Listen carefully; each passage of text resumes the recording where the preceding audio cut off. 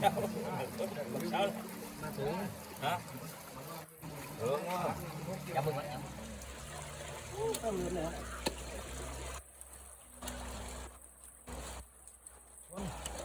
Nào. Nhau chèn tới luôn à.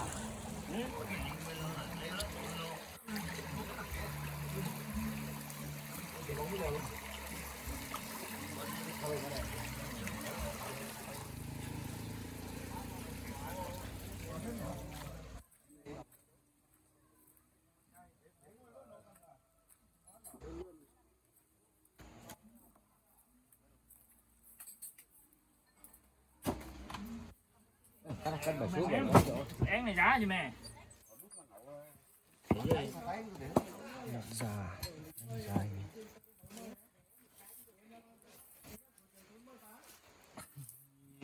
Anh luyện như thế anh chiến chiến lúc mình dần nữa là tới Chiến thủ. Khâu này khâu chuẩn bị nè. Nhân này mi rồi là xuống nè. Xuống là sát ông nè. Chóp nè. Mình nọ mới sấy cả mình ông sấy cả mình luôn á. Nội 40 lon luôn ngán thôi để.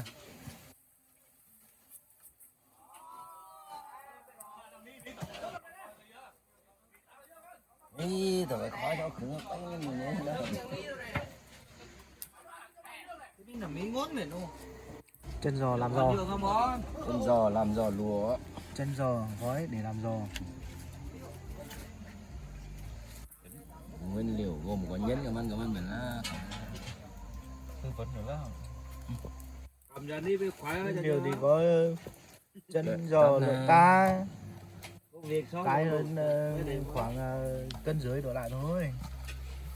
Gia vị nó có nấm mùng nhí này, tỏi, cướp mì chính các kiểu. Có nghĩa là người ta bảo là mắm muối mì chính ấy. Đây là người ta đang gói nhá. Mắm muối mì chính vào. thứ chết là cái huyết treo của nó phải gói. Đấy, sau khi gói xong rồi chỉ là anh em mình đem đi luộc trong nồi bếp lửa tầm khoảng 4 tiếng à nhỉ bạn à? Tầm khoảng 4 tiếng dưới chẳng hạn đấy. Luộc cho nó nhừ lên thì anh em mình sẽ lấy cái cây này về để ép.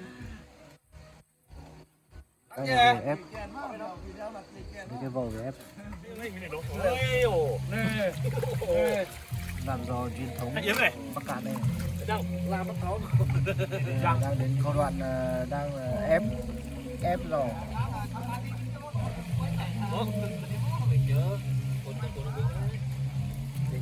nó mà 150 độ, 5 độ nữa. Nó là bóp thịt nhá, nó đá như bóp khổ. Nó mày tắt rồi.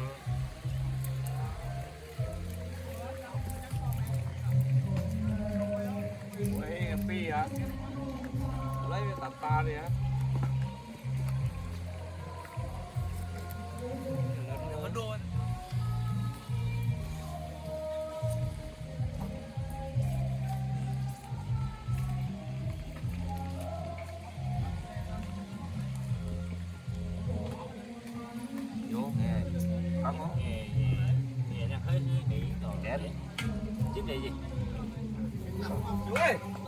Đây là thịt trao nha anh em ơi.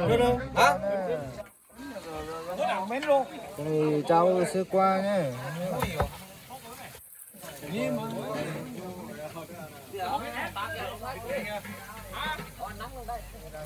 Thôi bạn trao thịt nhé. Trình làm thì làm sao? Của giá bên ngon một cái bồn nhé.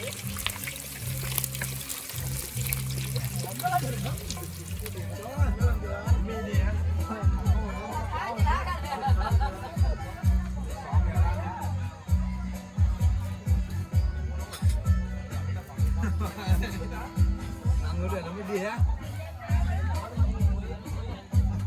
Rồi, ok đó nhỉ. Đó là cái đó. Ok, ở bên trên này. Phải làm đi á. Phải làm phải tay rồi nhá.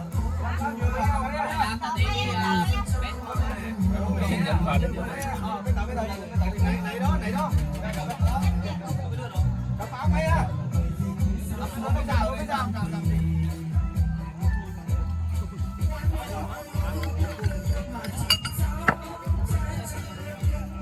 Không sao.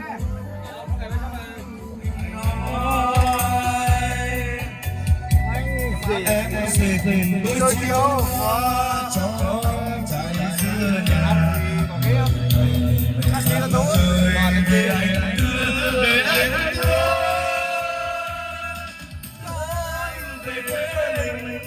Gõ để không bỏ lỡ